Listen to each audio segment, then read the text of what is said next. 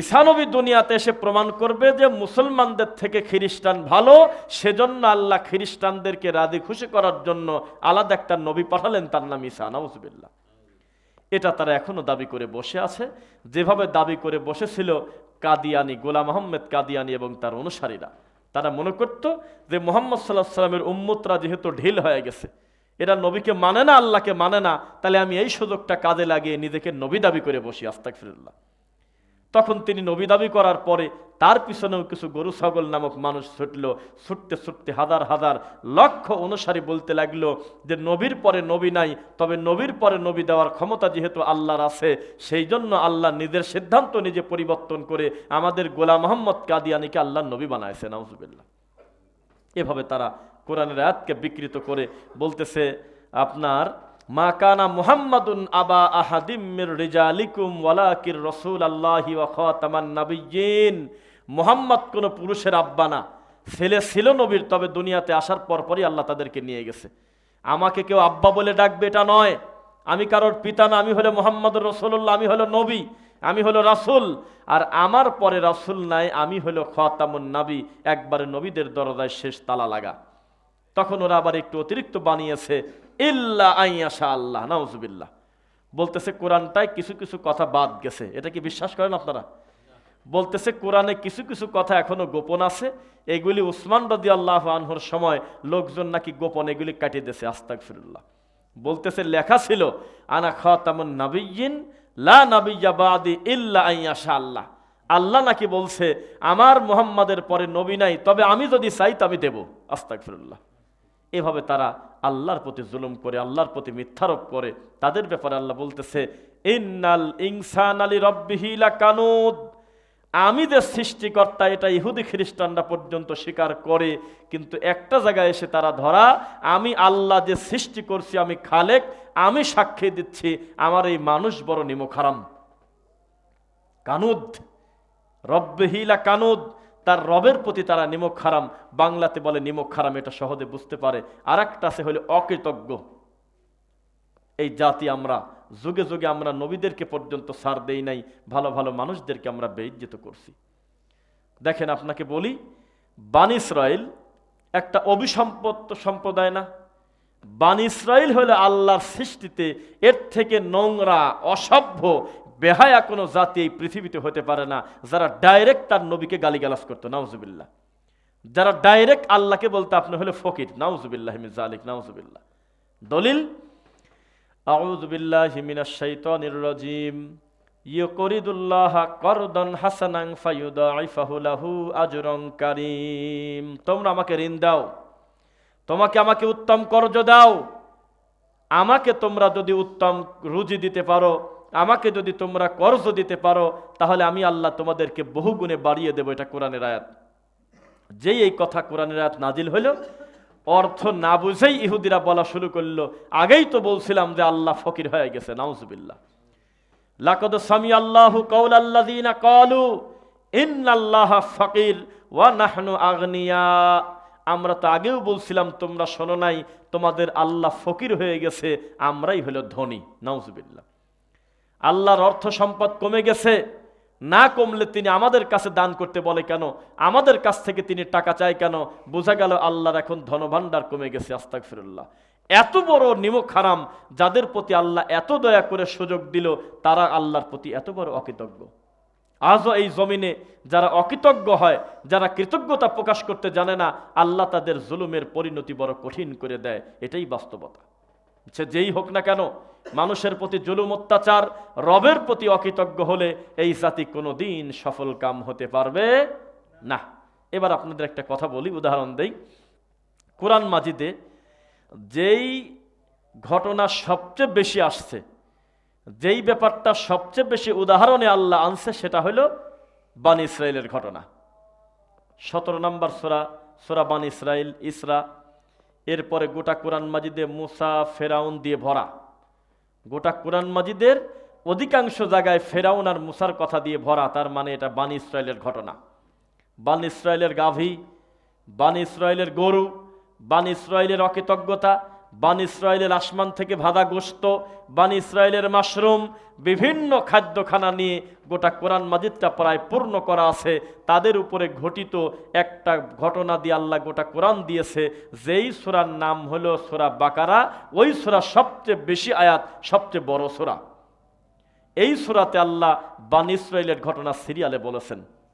সেখানে আমরা দেখি বানি ইসরায়েলরা কত বড় অকৃতজ্ঞ, আল্লাহর প্রতি কত নিমক হারাম তারা ছিল। বানি ইসরায়েলের প্রতি আল্লাহর কত অনুগ্রহ। বানি ইসরায়েল আল্লাহকে বলল, আল্লাহ কতদিন বৃষ্টি হয় না, বৃষ্টি দুই চোখ দিয়ে দেখার ভাগ্য হয় না, আপনি যদি আমাদেরকে বৃষ্টি দিতেন, পানি দিতেন, আমরা আপনাকে মেনে নিতাম। মুসা নবী বলল, ঠিক আছে, আমি আল্লাহকে বলে দেখি ফয়সালা হয় কিনা। বললেন, রব্বুল আলামিন, আমি বিশ্বাস করি এই পাথরের ভিতর থেকেও যদি কেউ পানি দিতে পারে সে হলো তুমি রব্বুল আলামিন। তাছাড়া দুনিয়ার নিয়মে পাথর ফাটি পানি হওয়া এটা অসম্ভব। কথা বোঝা যাচ্ছে? পাথরের ভিতর থেকে পানি হবে এটা অসম্ভব। তবে তুমি যদি দাও আল্লাহ, তাহলে এটা সম্ভব। তুমি পাথরের ভিতর থেকে বৃষ্টি দাও। বলতে বলতে আল্লাহ পাথর ফাটায় ঝর্ণা দিয়ে দেছে। সুবহানাল্লাহ পড়েন। এরপরে বলল যে এখন কি তোমরা তোমার আল্লাহকে মানবে? তখন তারা বলল যে বৃষ্টি একদিন না একদিন এমনি হয়তো, কি মানার আছে? নাউজুবিল্লাহ, মানল না। তারপরে আবার রব্বুল আলামিন বললেন, এই জাতিকে আমি হালাক করে দেব, ধ্বংস করে দেব। মুসা আলাইহিস সালাম বললেন, আপনি আমাকে আবার সুযোগ দেন, আমি আরেকটা বার দাওয়াতি কাজ করে চেষ্টা করে দেখি। কেন তোমরা নিমক হারামি করলে? এই মাত্র যেই রব্বুল আলামিন পাথর ফাটায় বৃষ্টি দিল, তোমরা কিভাবে সেই আল্লাহর কথা অমান্য করতে পারো? তখন বলল, তাহলে আল্লাহ আমাদের ফেরাউনের কবল থেকে মুক্তি দিক। ফেরাউন আমাদের ডিস্টার্ব করে, আমাদের নবী মুসাকে ঝামেলা করে। যদি ফেরাউনকে আমাদের চোখের সামনে আল্লাহ ধ্বংস করতে পারে, সেই দিন আমরা আল্লাহকে মেনে নেব। তখন রব্বুল আলামিন এই পৃথিবীতে যাদের প্রতি সবচেয়ে বেশি নিয়ামত দিয়েছিলেন, তার একটা নিয়ামতের নাম হলো ফেরাউনকে ডুবে মেরে মুসা নবীকে মুক্তি দেওয়া। ইহুদিদের নবী হলো মুসা আলাইহিস সালাম। এই মুসাকে তারা ভালোবেসে দাবি করলো, যেদিন আপনাকে ফেরাউন জ্বালানো বন্ধ করে দেবে সেই দিন আমরা আপনাকে মেনে নেব। তখন আল্লাহর বিচার, কঠিন পরিস্থিতি। যেই ফেরাউন 2 দিন আগে বলল নিচে হলো বড় আল্লাহ, উপরে হলো ছোট আল্লাহ, এই মাটির উপরে একটা আল্লাহ আছে, তার নাম আমি ফেরাউন আনা রব্বুকুমুল আ'লা, আমার থেকে বড় আল্লাহ কেউ নাই, আর উপরে যে আছে সেও আল্লাহ, তবে খুব ছোট আল্লাহ। এত বড় খারাপ কথা বলার পরে আল্লাহ সহ্য করতে না পেরে এই ফেরাউনকে আল্লাহ পানিতে ডুবায়ে মারলেন, আর মুসা নবীকে রাস্তা বের করে পার করে দিলেন। এত বড় নিয়ামত পাওয়ার পরেও এই জাতি নিমক হারামি করে বলতেছে যে আল্লাহ সবকিছু চাইলে হবে, এটা ঠিক না, আমরাও চাইতে পারি। এই ঘটনা এমনি এমনি হয়েছে, নাউজুবিল্লাহ মিন যালিক।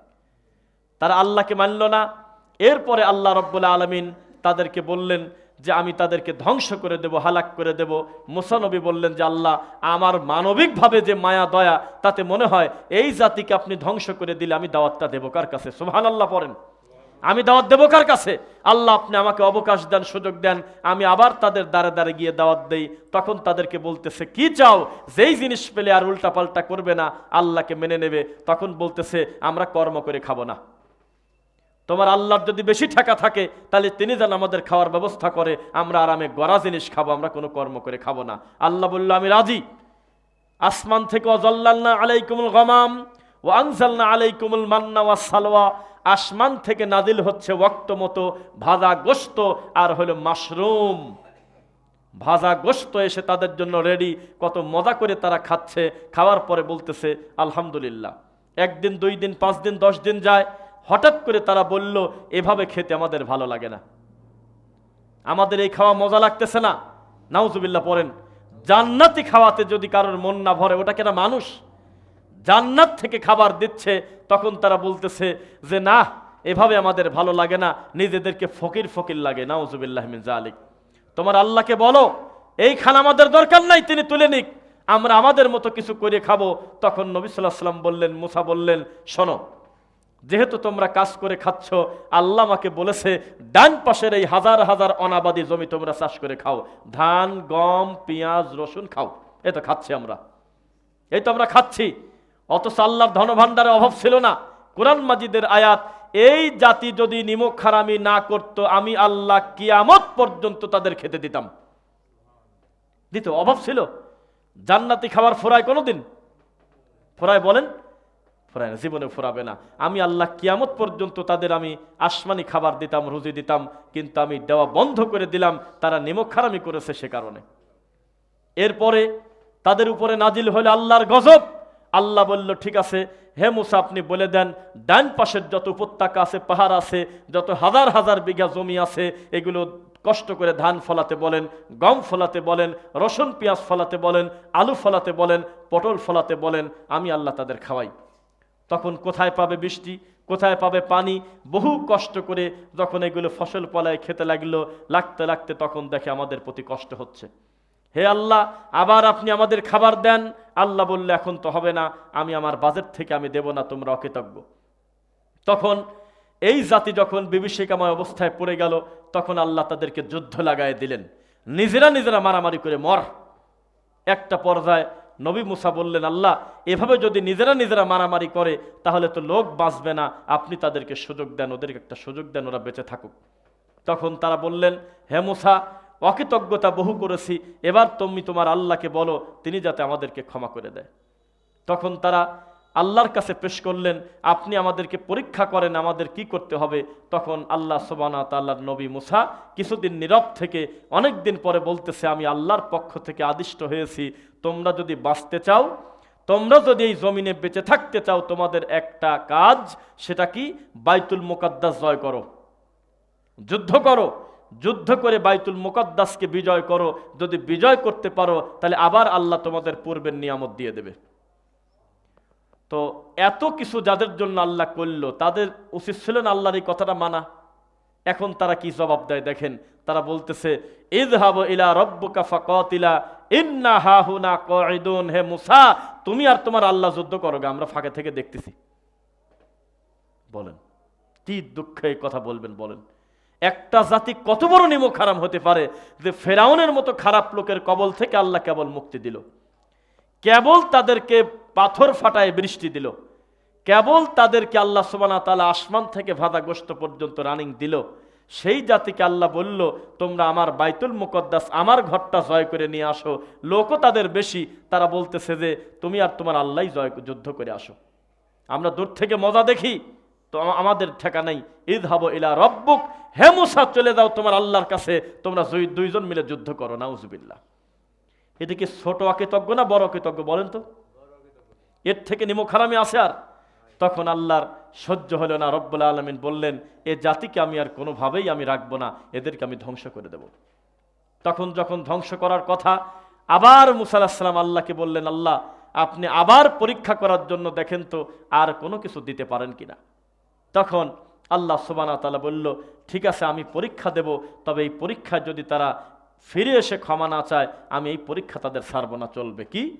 আল্লাহ বললেন যে, মুসা আমি আকাশ থেকে অচিরেই বৃষ্টি দেব, তবে সেই বৃষ্টিতে কোনো পানি পড়বে না, মানুষের গায়ের রক্ত পড়বে। ফাআরসালনা আলাইহিমুত তুফানা ওয়াল জারাদ ওয়াল কুম্মাল ওয়াদ দাফাদি' ওয়াদ দামা আয়াতিম মুফাসসালাত ফাস্তাকবারু ওয়া কানু কওমান মুজরিমিন। আসমান থেকে ঝরঝর করে বৃষ্টি পড়ে, এক ফোঁটা পানি নাই, ডাইরেক্ট রক্ত পড়তেছে, ব্লাড। যেদিকে যায় শুধু রক্ত, রান্নাঘরে রক্ত, রাস্তায় রক্ত, রিকশায় রক্ত, অটোতে রক্ত। উদাহরণের জন্য বলতেছি, যেখানে যাবে শুধু রক্ত, বিছানায় রক্ত, রাত দিন জানালা দিয়ে টপ টপ করে রক্ত পড়ে, টিন যদি ফাটা থাকে রক্ত পড়ে, বিল্ডিং যদি ফাটা থাকে রক্ত পড়ে, যেখানে যাচ্ছে শুধু নল বেয়ে বেয়ে রক্ত পড়ে। সহ্য করতে না পেরে মুসার কাছে গিয়ে বলে, আমরা আর শয়তানি করব না, ফেরাউনের কাছে যাব না, তুমি তোমার আল্লাহকে বলে বৃষ্টি বন্ধ করে দাও। মুসা আলাইহিস সালামের মনে দয়া হলো, তিনি বললেন, হে রব্বুল আরশ, হে আরশের মালিক, হে আসমানের মালিক, হে মুসার মালিক, হে আসমান জমিনের সৃষ্টিকর্তা, আমার উম্মত সত্যি কৃতজ্ঞতা স্বীকার করতেছে, আসলেই তারা অনুতপ্ত, আমার কাছে এসে কাকুতি মিনতি করতেছে, আপনি রক্তের বৃষ্টি তুলে নেন। এরপরে হঠাৎ করে আল্লাহ সুবহানাহু ওয়া তাআলা রক্তের বৃষ্টি তুলে নিল। এরপরে তার সম্প্রদায়ের কাছে গিয়ে বলতেছে, মুসা আলাইহিস সালাম বললেন যে, তোমরা এখন পড়ো, কুলু লা ইলাহা ইল্লাল্লাহ তুফলিহুন, আল্লাহ ছাড়া কোনো সত্য ইলাহ নাই, আমরা মেনে নিচ্ছি এবং আমরা সফলকাম হব। তখন তারা আল্লাহকে না মেনে বলতেছে, এ বৃষ্টি এমনিই বন্ধ হয়ে যেত, তুমি আইছিলা তাই, তোমার সাথে বৃষ্টির সম্পর্ক না, একটা বৃষ্টি আর কতদিনই থাকে, এমন একটা সময় তোমার কাছে আমরা গেছিলাম, তখন বৃষ্টি এমনিই বন্ধ হওয়ার ভিতর ছিল প্রায়। নাউজুবিল্লাহ, নাউজুবিল্লাহ। তখন আল্লাহ আবার তাদের শাস্তি দিতে লাগলেন। এবার আর রক্তের বৃষ্টি পড়ে না, এইবার পড়তেছে মানুষের মাথার উকুনের বৃষ্টি। রাত দিন ঝরঝর করে মানুষের মাথার উকুন পড়ে। 10টা উকুন থাকলে একটা মাথায় ঘুমানো যায় না। মানুষ তাকে নোংরা বলে, খাটাস বলে। সেখানে আসমান থেকে টপ টপ করে আল্লাহ উকুনের বৃষ্টি দিছিল, উকুনের বৃষ্টি। হাঁটু পর্যন্ত উকুন, গলা পর্যন্ত উকুন, রাস্তাঘাটে উকুন, হাঁটু পানির মতো চলার পথ, রাত দিন চলতে ফিরতে রাস্তাঘাটে শুধু উকুন আর উকুন। তখন আবার চলে গিয়ে বলে, হে মুসা, আর আমরা তোমার রবের প্রতি নিমক হারামি করব না, এবারের মতো তোমরা ক্ষমা করো। ডাইরেক্ট আল্লাহকে বলো, এই বৃষ্টি বন্ধ হওয়ার সাথে সাথে পড়ব লা ইলাহা ইল্লাল্লাহ মুসা কালিমুল্লাহ। তখন আবার সেই দয়ার নবী মুসা, আর নবী কিন্তু আল্লাহ যাকে তাকে বানান না, অন্য আটজনের থেকে তার দয়া বেশি জন্যই আল্লাহ তাকে নবুয়তি দেয়। যেমন দেখবেন বিচারকের কাছে, গ্রাম্য সালিশ যারা আপনারা করেন বোঝেন, একজন বিচারকের কাছে যখন বিচারের জন্য গিয়েছে, এক পক্ষ কেবল কান্নাকাটি করে গেল। ওই পক্ষের কথা শুনে চেয়ারম্যান, এমপি, মেম্বার, যাই হোক সমাজের দায়িত্বশীল, তার মনে হয় যে ওর থেকে ভালো মানুষ দুনিয়াতে নাই, তারপর জুলুম করা হয়েছে। পরে ওর কান্নাকাটি শেষ হলে যখন চলে যায়, আবার আর এক পক্ষ আসে যখন, তখন মনে হয় সব দোষ আগের পক্ষের, ও হলো নিষ্পাপ। এটা শুনতে হয়, শুনে তখন তাদের ফয়সালা দিতে হয় কে ভালো কে মন্দ। এক পক্ষের ডিসিশন শুনলে তাকে বলা হয় জালেম। কি বলে? একজন এক মুখে একটা কথা আপনাকে বলে দিল, যার ব্যাপারে বলতেছে সে আপনার মুখামুখি নাই, আপনি ওটার উপরে ভিত্তি করে বিচার করলে আপনার নাম হবে জালেম। কি হবে বলেন? জালেম। এজন্য মুসা আলাইহিস সালাম এত দয়ার, এত বড় নিমক হারামের জন্য আল্লাহর কাছে দোয়া করতেছে, আল্লাহ এই উকুনের বৃষ্টিটা আপনি বন্ধ করে দেন। আল্লাহ আসমান থেকে বৃষ্টি বন্ধ করে দিলেন। আবার বললেন, এবার পড়ো লা ইলাহা ইল্লাল্লাহ তুফলিহুন, সফল কাম হয়ে যাবে, পড়ো লা ইলাহা ইল্লাল্লাহ। তখন তারা বলল, গতবারের মতো এবারও বৃষ্টি বন্ধ হওয়ার পথেই ছিল, তখন তোমার কাছে আমরা গেছি। কোরআনের আয়াত। এ কত বড় নিমক হারাম এই জাতি, বলতেছে বৃষ্টি আর কতদিন থাকে, আগের মতো এবারও তো চলেই যেত, তুমি আসলে। আবার তিনি অসুস্থ হয়ে আবার তিনি বেচারা চলে যাচ্ছে রাস্তায়, এদেরকে ফেলে রেখে, যে তোমরা কি করবে করো, আমি গেলাম আল্লাহর কাছে, কিন্তু মন মানে না। এরপরে আল্লাহ রব্বুল আলামিন রাত পার হতে না হতেই আবার আসমান থেকে ব্যাঙের বৃষ্টি দিল। কিসের বৃষ্টি? ব্যাঙ। আর এই কথাগুলো ডাইরেক্ট আল্লাহর কোরআন মাজিদ সূরা মায়েদা, ডাইরেক্ট কোরআন মাজিদের আয়াত। আল্লাহ সুবহানাহু ওয়া তাআলা বলতেছে, আরসালনা আলাইহিমুত তুফান ওয়াল জারাদ ওয়াল কুম্মাল ওয়াদ দাফাদিয়া ওয়াদ দাম আয়াতিম মুফাসসালাত। আমি একের পর এক বিভিন্ন জিনিস পরিবর্তন করে করে বৃষ্টি দিলাম। একবার দিয়েছি রক্তের, একবার দিয়েছি উকুনের, মানল না তখন দিয়েছি ব্যাঙের। এইবার পরিস্থিতি আরো খারাপ, মানুষের মাথার উপরে টপ টপ করে ব্যাঙ পড়ে। এক একটা ব্যাঙের ওজন আমাদের এই সমস্ত ব্যাঙের থেকে 10 গুণ বড়। বৃষ্টি পড়তেছে ব্যাঙের, ঝরঝর ঝরঝর করে পানির ফোঁটার মতো ব্যাঙ পড়ে।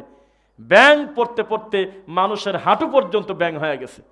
রাস্তায় চলা যায় না, বাজার করা যায় না, মাঠে যাওয়া যায় না, চলতে ফিরতে খালি শুধু ব্যাঙ আর ব্যাঙ। তখন তারা আবার আল্লাহর কাছে গিয়ে, মুসা আলাইহিস সালামের কাছে গিয়ে বললেন, মুসা এবার সত্যি অন্তর থেকে বলতেছি, আল্লাহকে বলে আমাদের বৃষ্টিটা বন্ধ করে দেন। তখন মুসা আলাইহিস সালাম, আমি বোঝাবো আজকে বক্তব্যে, একটা নবীর মনে কি পরিমাণ দয়া থাকতে পারে আপনি কল্পনা করতে পারবেন না। এত বড় নিমক হারামের জন্য আবার মোনাজাত করতেছে একা একা আল্লাহর কাছে, আল্লাহ আমার সম্প্রদায়কে আপনি ধ্বংস করে দিয়েন না, আপনি বৃষ্টি বন্ধ করে দেন। আল্লাহ বললেন, এই জাতিকে তুমি চেনো না, তারা কিন্তু আমাকে মানে না, তারপরেও বলতেছে আমাকে আবার সুযোগ দেন। ব্যাঙের বৃষ্টি বন্ধ হয়ে গেল। এবার ব্যাঙের বৃষ্টি বন্ধ হওয়ার পর দেখে যে কিছুদিন মুসা আলাইহিস সালামের কাছাকাছি মোটামুটি ভালোই ঘুরে চলাফেরা করে। বেশ কয়েকদিন পর দেখা যায় আবার ফেরাউনের দলে চলে গেছে লোক বেশি। কি ব্যাপার, ওখানে লোক কেন এত? গোয়েন্দা পাঠায় দেখা গেল মুসা নবীর দরবার খালি, ফেরাউনের দরবারে লোক ভরা। কি ব্যাপার, তোমরা এখানে কেন? তখন সে বলতেছে, আমরা এখনো বিশ্বাস করতে পারি না ব্যাঙ, তারপরে উকুন, রক্ত, এগুলো উপর থেকে আসছে। এমনও তো হতে পারে এগুলো আমাদের রব ফেরাউন করতে পারে। কত বড় খারাপ! এমনও তো হতে পারে উপরের আল্লাহর এই সমস্ত কারসাজি না, আমাদের ফেরাউন আল্লাহ এই কাজ করছে। সেজন্য আমরা তার কাছে আসছি। আমরা এখনো বিশ্বাস করি উপরের থেকে বড় আল্লাহ হলো ফেরাউন, নাউজুবিল্লাহ। কিছুদিন চলার পরে আল্লাহ সুবহানাহু ওয়া তাআলা আবার আর একটা ফিনিশিং বৃষ্টি দিলেন। যেই বৃষ্টিতে কি পড়ছিল কেউ কি বলতে পারবেন? দেখি মনে আছে কিনা। 1 হলো রক্ত, 2 হলো উকুন, 3 হলো ব্যাঙ, আর একটা বৃষ্টি কেউ বলতে পারবেন? হ্যাঁ, না শিল না, হয় নাই, জানেন না? পঙ্গপাল ফড়িং, ফড়িং চেনেন? ওই যে খেজুরের আঠা দিয়ে আমরা কাঠি দিয়ে লাঠি দিয়ে আমরা ওই যে মারতাম না ছোটবেলায়, ওটাকে কি বলে এদিকে? ফড়িং। ফড়িং, এটাকে বলে পঙ্গপাল। এই ফড়িংয়ের বৃষ্টি আল্লাহ আসমান থেকে দিল। 10টা ফড়িং যদি কারোর মশারির ভিতরে ঢুকে যায় তার সারা রাত ঘুম হবে না। হবে?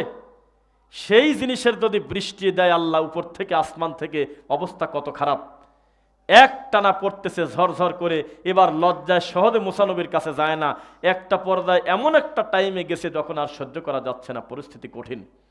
তখন গিয়ে বলতেছে, হে মুসা, আল্লাহ তোমার কথা ছাড়া কারোর কথা শোনে না, তুমি তুর পাহাড়ে গিয়ে ডাকলেই তিনি শুনে ফেলে, তুমি তাড়াতাড়ি বলো তিনি যেন ফড়িংয়ের বৃষ্টি তুলে নেয়। তখন আল্লাহকে বললেন, আল্লাহ আমি স্বীকার করতেছি আমার এই জাতি একটু নিমকহারামি করে, এরা ব্যাঙের বৃষ্টি মানল না, এরা রক্তের বৃষ্টি মানল না, এদেরকে উকুনের বৃষ্টি দিয়েছেন তবু অকৃতজ্ঞ হলো, এবার আপনি ফড়িংয়ের বৃষ্টিটা তুলে নেন, দেখেন তারা আমাকে মেনে নেবে, আমার কাছে ওয়াদা করেছে। শেষ পর্যন্ত ফলাফল 0। বৃষ্টি বন্ধ হওয়ার পর আবার তারা বলতেছে, আল্লাহ আর ফেরাউনের দুইজনের যুদ্ধ লাগলে জয় হয় কিনা আগে দেখব। কত বড় খারাপ, এত বড় এই নিমক হারাম জাতি, যার কথা গোটা কোরআন মাজিদে ভরা। বানি ইসরাইল, বানি ইসরাইল, বানি ইসরাইল, মুসা, ফেরাউন, ফেরাউন, ফেরাউন, গোটা কোরআন মাজিদে শুধু তাদেরই নাম, নবীর পরিবারের লোকের নামই নাই। আল্লাহ নবীর পরে জান্নাতি সাহাবীর ভিতরে সবচেয়ে আগে যাবে আবু বকর, সম্মানী, তার নামটা ডাইরেক্ট কোরআনে তার নামই নাই। উমারের নাম বানান নাই কোরআনে, ওসমানের নাম নাই, আলীর নাম নাই, তার মেয়ে ফাতেমার নাম কোরআনে ঢোকে নাই। কিন্তু ফেরাউনের নামটা বাদ দিলে কোরআন হয়ে যাবে 3 ভাগের 2 ভাগ। যেখানেই পড়তে যান কোনো না কোনো পৃষ্ঠায় অধিকাংশ জায়গা খালি ফেরাউন, ফেরাউন, ফেরাউন। কত ঘটনা আল্লাহ দিয়ে আমাদেরকে শিক্ষা দিতে চাচ্ছে। ঘুরে ফিরে আমরা আবার সেই বনী ইসরাইলের জাতির মতো হয়েছি। এটা প্রমাণ করব এখন। আমরা ওদের মতো অকৃতজ্ঞ যারা আল্লাহকে বলছিল ইন্নাল্লাহ ফকির, আপনি আল্লাহ ফকির, আমরা হলো ধনী। পরে নাউজুবিল্লাহ।